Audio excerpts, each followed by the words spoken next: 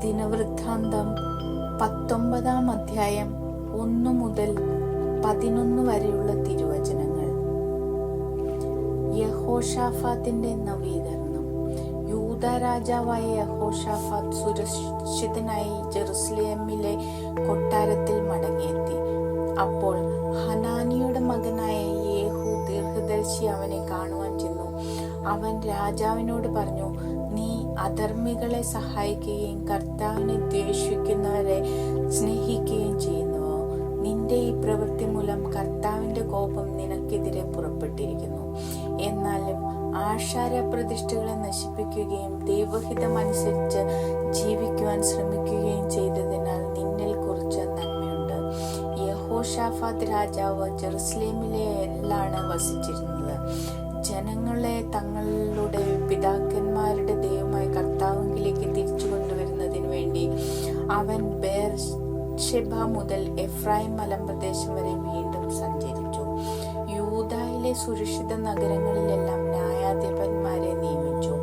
അവർക്ക് ഈ നിർദ്ദേശവും കൊടുത്തു: നിങ്ങൾ ശ്രദ്ധയുള്ളവരായിരിക്കണം, കാരണം നിങ്ങൾ മനുഷ്യന്റെ പേരിലല്ല, കർത്താവിന്റെ പേരിലാണ് വിധി പ്രസ്താവിക്കുന്നത്. വിധി പ്രസ്താവിക്കുമ്പോഴെല്ലാം അവിടുന്ന് നിങ്ങളോട് കൂടെയുണ്ട്. നിങ്ങൾ കർത്താവിനെ ഭയപ്പെടണം, ശ്രദ്ധയോടെ പ്രവർത്തിക്കുവിൻ. അനീതിയും പക്ഷപാതവും കൈക്കൂലിയും അവിടുന്ന് പൊറുക്കുകയില്ല. കർത്താവിന്റെ നാമത്തിൽ വിധിക്കുന്നതിനും തർക്കം തീർക്കുന്നതിനും യഹോശാഫാത്ത് ഏതാനും ലേവ്യരെയും പുരോഹിതന്മാരെയും കുടുംബത്തലവന്മാരെയും ജെറുസലേമിൽ നിയമിച്ചു.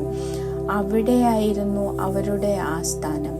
അവർ അവരോട് നിർദ്ദേശിച്ചു: ദൈവഭയത്തോടും വിശ്വസ്തയോടും പൂർണ്ണ ഹൃദയത്തോടും കൂടി നിങ്ങളുടെ കർത്തവ്യം നിർവഹിക്കുവിൻ. ഏതെങ്കിലും പട്ടണത്തിൽ നിന്ന് നിങ്ങളുടെ സഹോദരർ കൊലപാതകത്തെയോ നിയമം, പ്രമാണം, കൽപ്പന, ചട്ടങ്ങൾ എന്നിവയുടെ ലംഘനത്തെയോ സംബന്ധിക്കുന്ന പരാതിയുമായി വരുമ്പോൾ കർത്താവിന്റെ മുൻപിൽ അവർ കുറ്റക്കാരായി തീരുകയും അങ്ങനെ നിങ്ങളുടെ സഹോദരന്മാരുടെ മേൽ അവിടുത്തെ ക്രോധം പതിക്കുകയും ചെയ്യാതിരിക്കേണ്ടതിന് നിങ്ങൾ അവർക്ക് വേണ്ട ഉപദേശം നൽകണം. ഇപ്രകാരം പ്രവർത്തിച്ചാൽ നിങ്ങൾ കുറ്റക്കാരാവുകയില്ല. കർത്താവിനെ സംബന്ധിക്കുന്ന കാര്യങ്ങളിൽ അന്തിമ തീരുമാനം എടുക്കേണ്ടത് പ്രധാന പുരോഹിതനായ അമര്യ ആണ്. കർത്താവിനെ സംബന്ധിക്കുന്ന കാര്യങ്ങളിൽ അന്തിമ തീരുമാനം യൂദാ ഭവനത്തിലെ അധിപനും ഇസ്മായേലിന്റെ മകനുമായ സെബദ്യായും. ലേവ്യർ നിങ്ങളുടെ സേവകരായിരിക്കും. ധൈര്യപൂർവം പ്രവർത്തിക്കുവിൻ. കർത്താവ് നീതിമാന്റെ പക്ഷത്തായി.